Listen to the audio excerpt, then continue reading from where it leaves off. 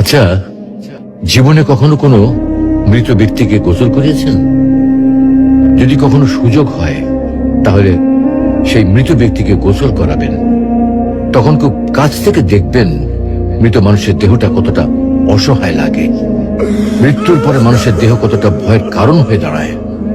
সুযোগ পেলে রাতে লাশটা পাহারা দেবেন, তখন বুঝতে পারবেন প্রিয় মানুষটার লাশ রাতের বেলায় আপনার কাছে কতটা অদ্ভুত লাগে, কতটা ভয়ের কারণ হয়ে ওঠে, কতটা আতঙ্কের কারণ হয়ে যায়। সুযোগ পেলে মৃত ব্যক্তির শরীরে একটু হাত লাগিয়ে কিছুক্ষণ তার স্পর্শ নেবেন।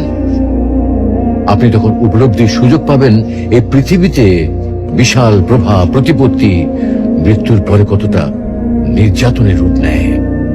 সুযোগ পেলে আপনজনদের লাশ কবরে নামাবেন খুব আগ্রহ নিয়ে।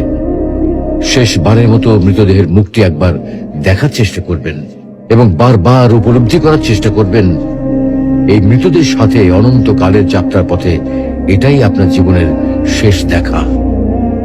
সুযোগ পেলে মাঝে মধ্যে কবরস্থানে গিয়ে নীরবে কিছুক্ষণ দাঁড়াবেন। এরপর মনে মনে চিন্তা করবেন জীবনের লাভ ক্ষতির হিসাব। এই মৃত মানুষগুলো এই পৃথিবীতে কি করে গেছেন, কাদের রেখে গেছেন। যাদের রেখে গেছেন তারা কি কখনো এই মৃত মানুষগুলোকে স্মরণ করার জন্য কবরস্থানের আশেপাশে একটি বারের জনকে দেখতে আসে?